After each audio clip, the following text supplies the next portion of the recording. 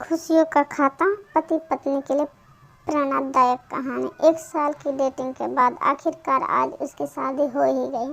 रजनी आज बहुत ज़्यादा खुश थी। उसकी नई जिंदगी की शुरुआत थी। आज शादी की सारी रस्में खत्म हो गई थी और अंत में एक वेडिंग पार्टी ऑर्गेनाइज की गई थी। शादी के कीमती से कीमती तोहफे उन्हें मिले थे, लेकिन माँ ने कुछ अलग ही तोहफा रजनी को दिया था। माँ ने रजनी को एक नई बैंक की पासबुक दी और कहा, बेटा, यह सेविंग अकाउंट मैंने तुम्हारे नाम पर खोला है और इसमें 1 लाख जमा कर दिए हैं। माँ ने आगे कहा, मेरी प्यारी बेटी, इस पासबुक को लो और इसे अपनी शादी की उन खूबसूरत यादों की तरह रखो जो तुम्हें ज़िंदगी भर याद रहेगी। जब जब कुछ अच्छा और यादगार तुम्हारी ज़िंदगी में घटे तो इसमें कुछ रकम जमा कर दिया करना, और यह रकम किस कारण से जमा कर रही हो वो ज़रूर मेंशन करना। जितनी ज़्यादा खुशी का दिन होगा उतने ज़्यादा पैसे तुम इसमें जमा कर देना सकती हो। पहली राशि मैंने तुम्हारे लिए जमा कर दी है। अब इसे आगे तुम अपने पति के साथ बढ़ाना, और जब कई सालों बाद तुम इसे देखोगे तो तुम्हें पता चलेगा कि तुमने अपने जीवन में एक दूसरे के साथ कितने खुशी के पल साथ में जिए हैं। रजनी ने बाद में यह बात अपने पति को भी बताई। दोनों को ही यह सुझाव बड़ा ही पसंद आया और वह अब दोनों ही उस वक्त का इंतज़ार करने लगे जब इस खाते में कुछ पैसे जमा करा पाएँ। महीनों बाद उनके पास वो कुछ इस तरह दिखने लगी। 19 जनवरी 10,000। शादी के बाद पति का पहला बर्थडे मनाया। 27 फरवरी 20,000। पत्नी को नौकरी मिली। 25 मई 20,000। वैकेशन शिमला में। 3 जून 50,000। पत्नी प्रेग्नेंट हुई। 22 जुलाई 40,000। पति को प्रमोशन मिला और ये सिलसिला आगे बढ़ता रहा। पर जैसे जैसे समय बीतने लगा, साल बढ़ने लगे, दोनों में झगड़े होने लगे। छोटी छोटी बातों पर वे अक्सर एक दूसरे के साथ बहस करते हैं। कभी कभी बिना बात के ही झगड़ा करने लगते। धीरे धीरे दोनों के बीच बातें बंद हो गई।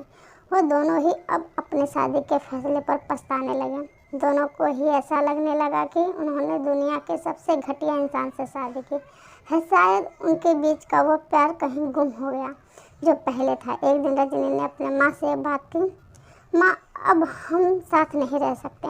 हम दोनों ने ही यह फैसला लिया है कि अब तलाक लेकर अलग हो जाएं। मुझे समझ में नहीं आ रहा है कि मैंने ऐसे इंसान के साथ शादी करने का फैसला कैसे ले लिया था। उसकी माँ ने कहा, बिल्कुल, इसमें कोई बड़ी बात नहीं है। तुम वही करो जो तुम्हारा दिल कहता है। अगर तुम दोनों ही साथ नहीं रहना चाहते तो अलग होने में ही भलाई है, लेकिन उससे पहले एक काम करो। तुम्हें वो पासबुक याद है ना जो मैंने तुम्हें तुम्हारी शादी में के दिन दिए थे? सबसे पहले उस खाते में सारे पैसे निकालो और खर्च कर डालो।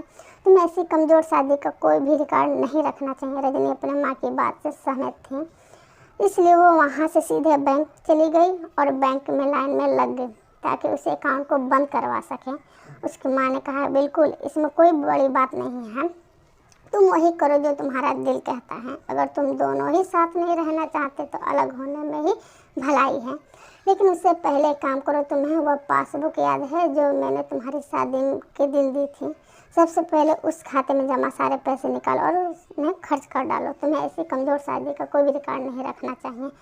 रजनी अपने माँ की बात से सहमत थी, इसलिए वो वहाँ से सीधे बैंक चली गई और बैंक में लाइन में लग गई ताकि उस अकाउंट को बंद करवा सकें।